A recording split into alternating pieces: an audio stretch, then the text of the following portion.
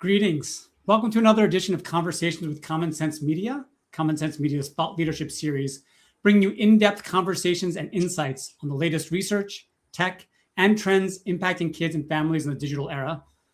I'm Robb, head of research.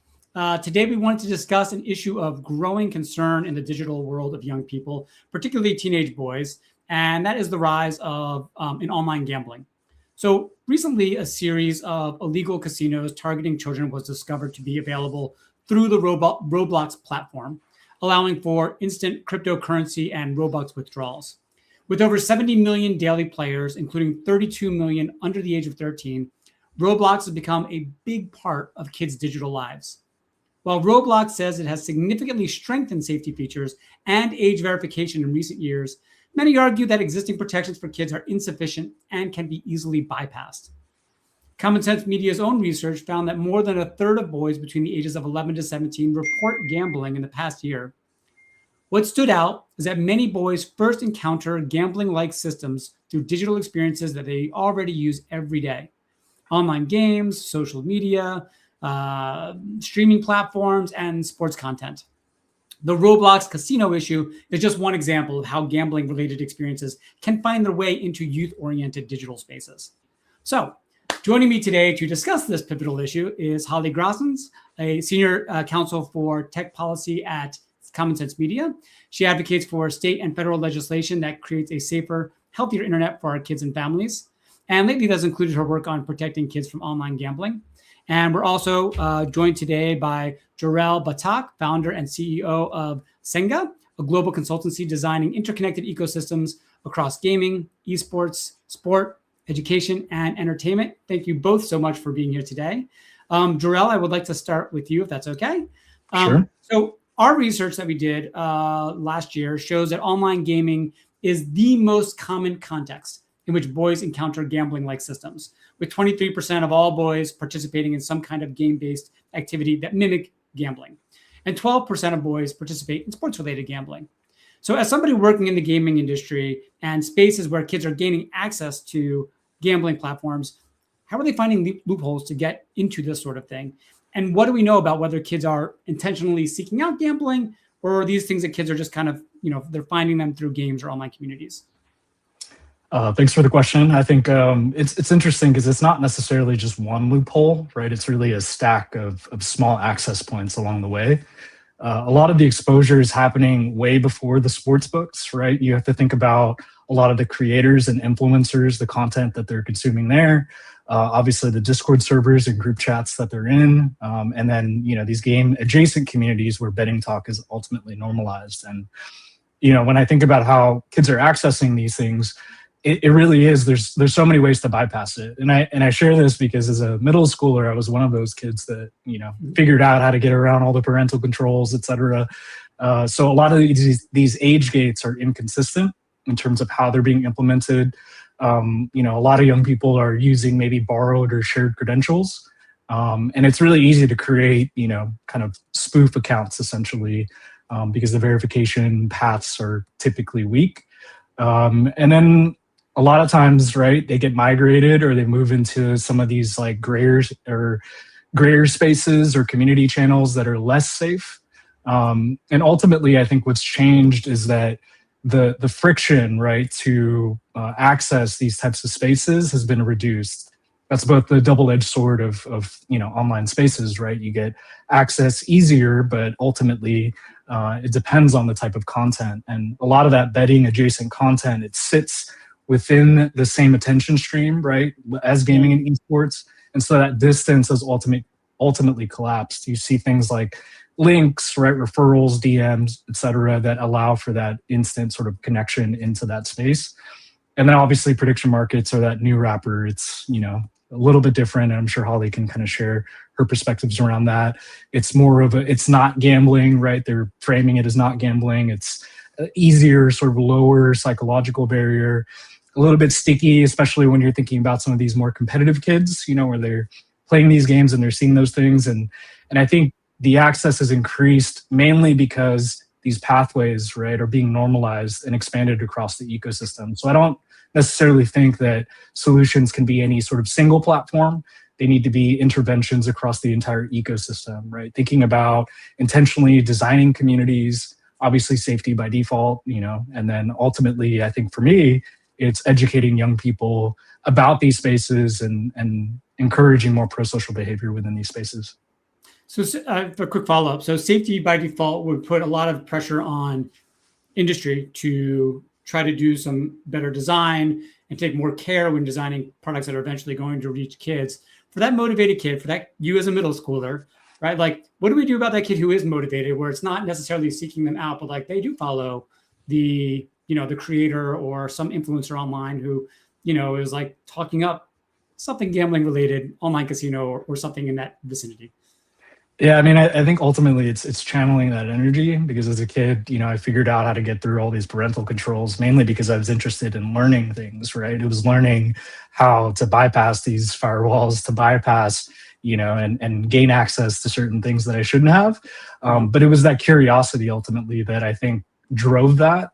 And I look back and I think about a lot of the programs I've worked on in the past that kind of celebrate gaming and esports as a space where they can learn, explore, and creating those safe spaces. So beyond the safety by default, I'm really an advocate for creating safe spaces for students and young people to learn, how to appropriately act within online spaces ultimately.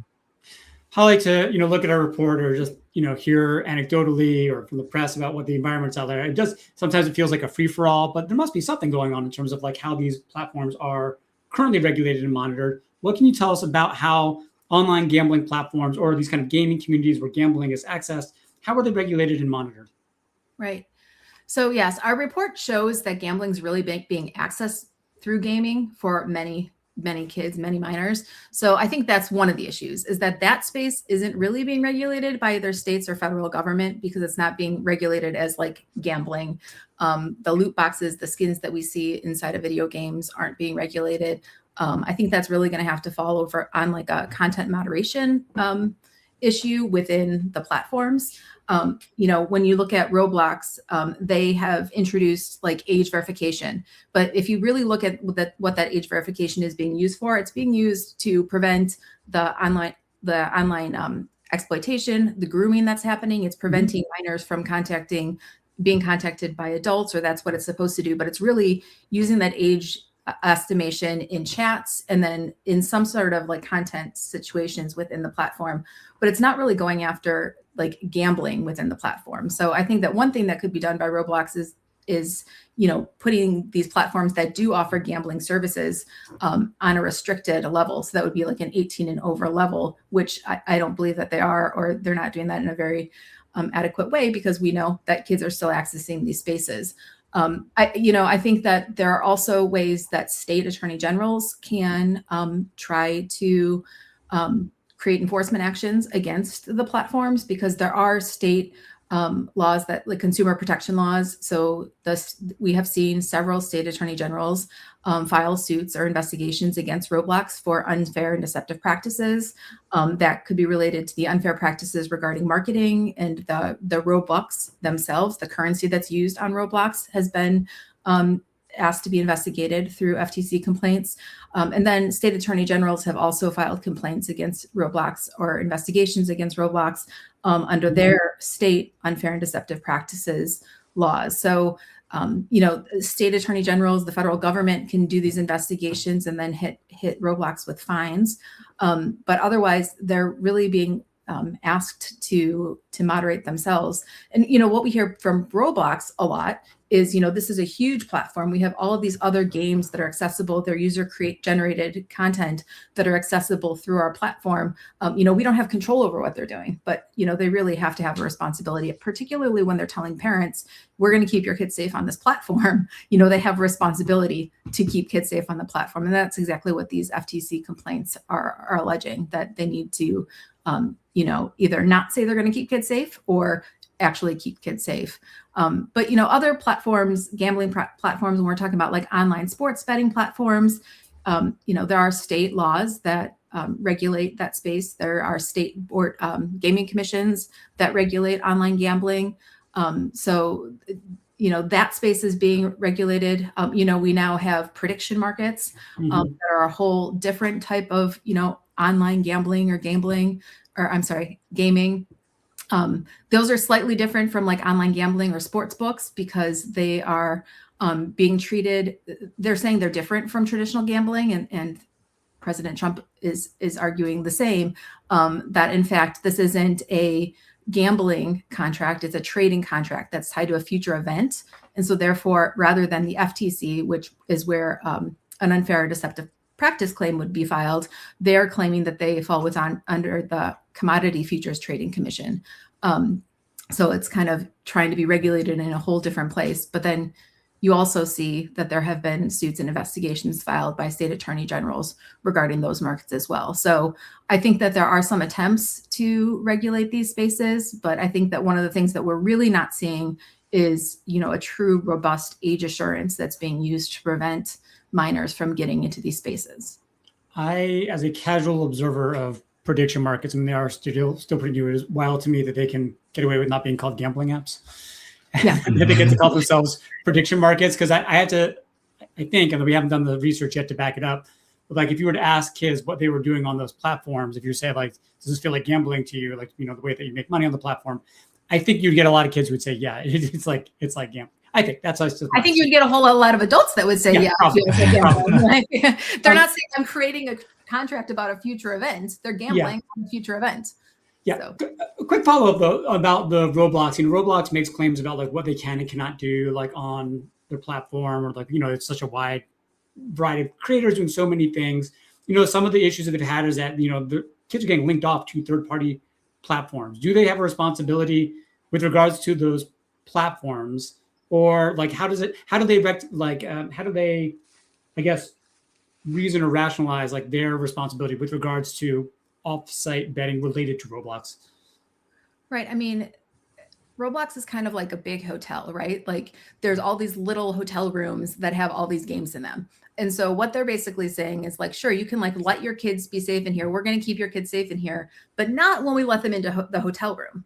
Like, that room, we can't promise you we'll keep them safe. So I think, yes, there is a responsibility, particularly, which we're seeing when Robux, which is the currency that's used within Roblox, is being used as the currency on the gambling applications. And then you're able to transfer that into actual real currency. So, Roblox is making money off of those transactions. So I think, particularly in those spaces. But yeah, I think that if you're directing kids through your platform to other, games within that platform, then you should have some responsibility. And, I think that is one of the problems is that these are user generated. So moderators have to view these spaces. And then that's when they put these like ratings on the spaces, or that's apparently how it's supposed to work. But it's just, there's so many users. So there has to be a better, safer way to keep kids safe, which I think is, again, why, we've talked about like safety and privacy by default, making sure that settings are set to the highest safety and privacy settings possible.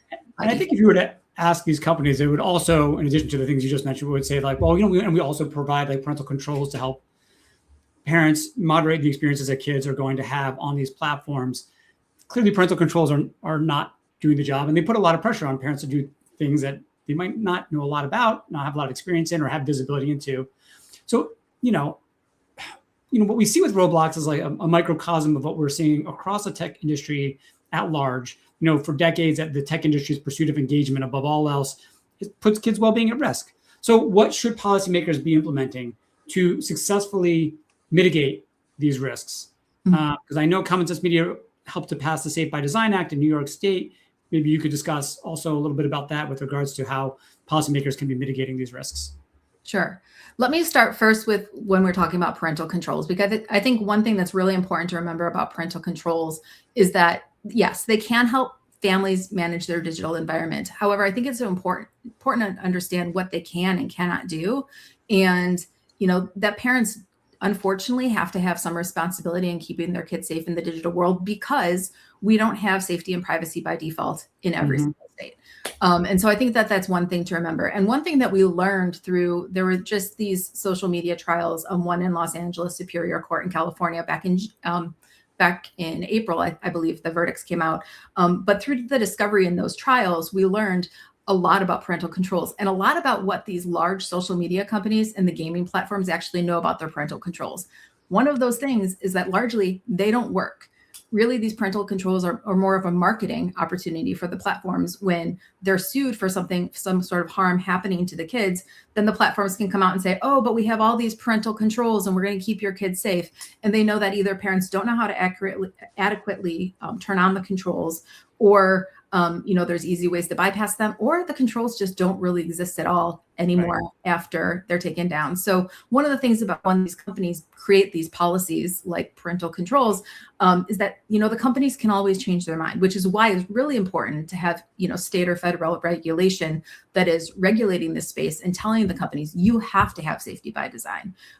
So that's really what we advocate for in our work at Common Sense Media. And then, you wanted me to talk a little bit about safe by design, but did I answer the first question? I mean, you did, but the safety by design, I think, helps just kind of show like what does this look like a little bit in action. Right. So, one of the things that Safe by Design does is it's just really grounded in that one simple idea that these online spaces designed for kids should be safe for kids by default. So Safe by Design really builds off of the success we had in New York in 2024 with the Safe for Kids Act. What the Safe for Kids Act did is it required some sort of age assurance. We hear a lot from opposition that age assurance is too invasive and it requires biometrics or it requires a hard ID. That is not what is required under the law in New York, and the New York Attorney General is still going through what that age assurance is going to look like. But Safe for Kids really regulated the ability for platforms to use addictive feeds and notifications on kids, restricting those two really highly addictive features of social media. And then what we did with Safe by Design then was really build off of that success from Safe for Kids. So Safe by Design really focuses on the platforms that use private messaging and have accessibility to private messaging through the platform. So platforms like Roblox, but also, Facebook and Instagram and Discord, all these platforms that have the ability for minors to interact with strangers are what fall within the scope of Safe by Design. Under Safe by Design, there is a blocking of direct messages from unknown users. It prevents unconnected users from interacting with the minors without consent from the parents. So a parent of a child under the age of 13 would have to approve that adult user prior to having any contact with the minor child. It also prevents unconnected users from interacting with minors' content, so liking or commenting on the content. Restricts tagging and access to location data. And then it also turns off AI companions for minors by default. So really that idea of like safety and privacy by default is really what is encompassed through the law. That's fantastic. I mean, I hope that law is a model elsewhere. So Jorrel, we heard a little bit about parental controls. We heard about, legislation. I think you would kind of allude to this being, there's multi-factors here that are going to come into play into keeping kids safe, and a lot of gaps that need to be filled.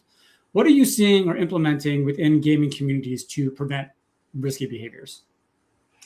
Yeah, so I absolutely believe that legislation matters, but a lot of these behaviors are forming upstream, right, inside these communities. And so a lot of the work, that we've been focusing on has been on the prevention of those behaviors. But really, I think prevention, our sort of a tagline for this project, and I'll talk more about it, is that connection is prevention. So our emphasis is really on encouraging a lot of the pro-social behaviors to occur within these communities. Mm-hmm. And so I'll give you just a concrete example. We've been working on a project called Project Moonlight, where we've been working with Discord moderators at scale, right? They're working with millions of members within their communities. And what we found, obviously, is that a lot of these mods, and Holly had alluded to it earlier, is that they're not really supported, right? They don't have the training to be able to manage these types of situations, and a lot of them are volunteers, if you will, that aren't familiar with a lot of these different things that are happening, right? So what we've been doing is putting together moderator playbooks to help provide sort of scripts for certain moments, right? Obviously, prevention pieces there as well. There's risky talk, but ultimately our focus is again on that pro-social behavior piece of encouraging pro-social norms within these communities. So we've actually developed sort of a skill tree pro-social behaviors to help these moderators understand, what they should be encouraging within these communities. And on top of that, what we've also been doing, working closely with these moderators, is developing tools and essentially a dashboard with data analytics to help surface a lot of these signals early on. So things like escalation, right, help seeking, helping encourage more mentors within the community. And ultimately, I think it's that design. And what we learned with a lot of these sort of communities, because they vary widely from community to community, game to game, is that it's really that intentional design of how you're structuring your community, how you're creating these sort of pro-social opportunities for people to connect to prevent things like that from occurring. You say that, what does that intentional design look like? How do you, if you're just kind of starting at the beginning and you want to make that pro-social community, like what do you do? Yeah, what we've seen again is each community has their own way of doing it. And I'll share one sort of concrete example. With one of the communities, this is actually coming out of a sort of lore. It's a Warhammer Space Marine community, so very like mil spec kind of heavy type of community. And they actually, in their Discord community, leveraged the lore from the game to create roles within the community. And one of the roles within that game is an apothecary. And an apothecary in the game is the healer, but within the Discord server, their role is actually to help support members when they're experiencing maybe issues or showing sort of signs, early symptoms of like disconnection, et cetera. And their role is literally to be trained to go out there and reach out to those members that may not necessarily, be connecting or showing certain signs, et cetera. So that's, I think, to me, a great example of that. And then in other communities, we've seen very solid sort of structures around moderators, very specifically focusing on certain aspects of the community. Because especially as these communities scale, again, as Holly alluded to, it's really difficult to be able to, manage all of that with a million messages, thousands of messages happening per day. And so again, that's where we've been developing these dashboard and analytics to help, kind of streamline that a bit so that they can see the data more upfront and see, what's happening in their communities. I think that's such an interesting layer that we don't think about that much, but that moderator layer, it requires, a lot of, you said it requires like some training of those people, and then maybe for that to filter down to the community itself. I would think also in like, a lot of those communities have like established rules about like posting and what you can and cannot say, having some standards there might, I don't know, I'm kind of speaking off the cuff here, but maybe having some better established standards for communities in which you might reasonably expect there to be a lot of kids under the age of 18 or kids under the age of 13, although I don't think kids under 13 are supposed to be on Discord. You could at least set a standard for what you're aiming for. I guess my impression is that a lot of these, in the absence of any standard, anything goes. Exactly. Yeah. And like I said, moderators are coming from all these different diverse backgrounds, and many of them don't have the training or support to be able to, really manage some of these behaviors that are happening. So Jorrel, I want to stay with you just thinking about like, well, what do we do with all of this? What are some recommendations that you have for parents whose kids are in these online spaces? And like, what preventative measures can they be taking realistically? Like understanding that parents aren't always the most tech savvy or know what their kids are up to. 100%. Yeah. And for parents, because I hear it all the time, you're not parenting their screen time, right? I go back to this whole ecosystem. There's really, they're playing games, they're in chats, they're in Discords, they're following creators, they're clicking links everywhere, who knows? And so I think for parents, it's really important to kind of map that ecosystem, and really starting with asking questions, right? So like, what games are you playing, or what kind of spaces are you in? And it's not necessarily to kind of, monitor them, but rather really just understand where they are. And, obviously there are some simple rules, things like, don't click money, gift cards, crypto, anyone online, right? Betting links, et cetera, referral codes. So I think those are like, key sort of cyber safety rules. But at the same time, you gotta know the parental controls, but I think really it's about creating that sort of home guild or culture for safety and belonging, right? Because if your kid doesn't feel comfortable enough to say, I saw something weird, without getting punished, then they're less likely to share with you, what's happening in their life, especially in their online space.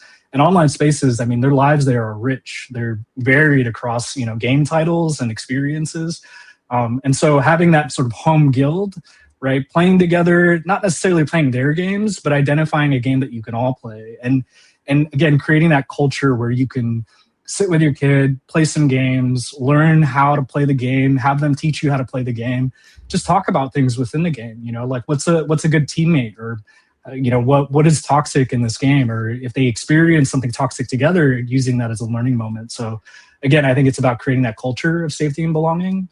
And that's not easy. I'm not saying it's super easy, but you definitely have to take the time to be able to do that. And again, going back to that middle school self, I didn't have the parent that was sitting there asking me what I was doing on the computer, and I'm just in there and probably doing things I shouldn't be doing. But at the same time, I was learning. And if I had that parent or role model that was saying, hey, let's figure out what we can learn, how we can go deeper here, that could have guided it in a more, positive direction rather than what I was doing, maybe hacking into other computers, etc. It's funny, that was going to be my next question, which was about personal experience and what your parent or parents might have said to you. I was also one of those kids. I mean, the internet was a little less well developed when I was a tweeting teen, but I definitely was doing things I should not have been doing online. And my parents, they would have had zero vocabulary to be able to talk about it. And I think didn't really have an interest in knowing. And I think about that experience now because I know from one of my experiences what I want to talk to my kids about and how valuable I think that is. Holly, what about you? What are you thinking about in terms of advice for parents to be living in this environment where gambling and gambling-like activities are so prevalent? Well, I would first +1 everything that Jorrel just said, because I really, really agree that parents should definitely be having these conversations with their kids, teaching them to spot red flags, remind them that they can always come to you if they feel unsure or uncomfortable about something. But I think one of the other things to remember for parents is to make sure that your kids, their accounts are set up at the real age that they are. Because any of these platforms that do have some sort of safety features, it really relies on that accurate age. So if a child's under the age of 13, like you mentioned, you're not really supposed to be on Discord, but there's some kids that are lying about their age and are on these platforms. So until there is that robust age assurance that's actually in place and required by all these platforms, it's really important to make sure that your kids, their ages, are represented accurately on the platforms.